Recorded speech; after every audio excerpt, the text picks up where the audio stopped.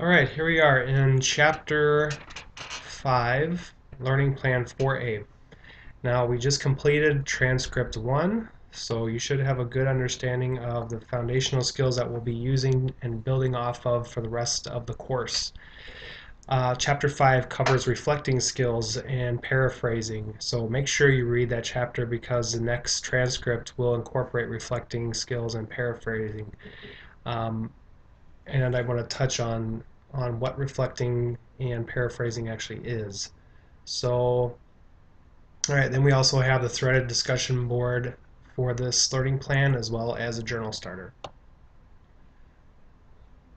All right, so key concepts for Chapter 5. We're going to be discussing reflecting skills, and reflections are very, very important. Evidence-based research shows that we want to ask two, or actually use two reflections for every question that we ask. Reflections actually help facilitate more discussion than questions do most of the time.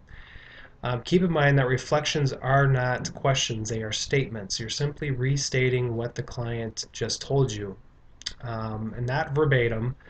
And if you can use emotional words to convey what the client is trying to tell you, that's even better because it shows that you're listening to the client and you're engaged in the conversation.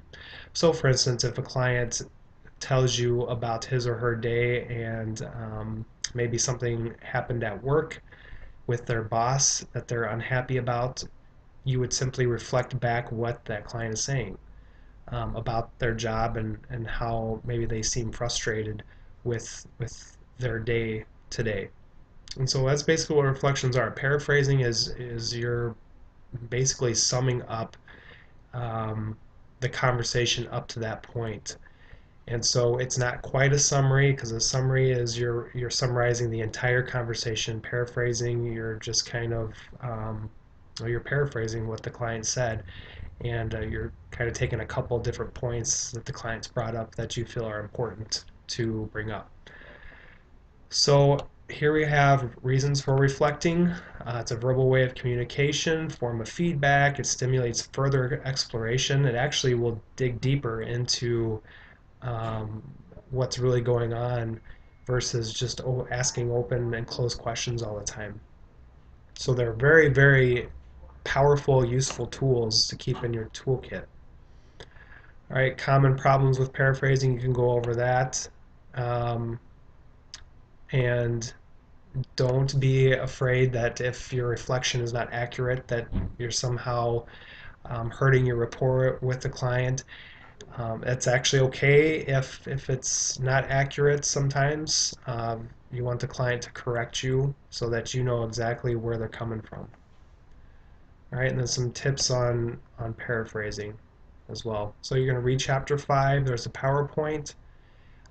Example of a reflection transcript here. Make sure you review that. And I'll bring that up here. Okay, so here is an example laid out exactly for you how a reflection works. So you want to review this and make sure you understand it prior to the next transcript because you will be practicing these as part of your transcripts from here on out. And then you have the learning plan for a discussion board. So as always, make sure you're posting throughout the learning plan when it's open. Make sure you're responding to everyone who is responding to your initial post. Make sure you're responding to at least two of your peers' initial posts. Um, and if you have questions, concerns, let me know. And then you have your journal starter. Either choose number 1 or number 2. Number 1 is at least 3 paragraphs. Number 2 is at least 3 paragraphs. Um, and so these are to get you to kind of stop and reflect about what you're learning up to this point. And they're great tools. Also, don't forget to include the 3 good things for the week with your journal entry. And that pretty much covers this learning plan. So again, make sure you understand reflecting and paraphrasing because you will be using those on your transcripts, and they're very, very useful and very important in the client-helper relationship. All right, I'll see you in Learning Plan 4B.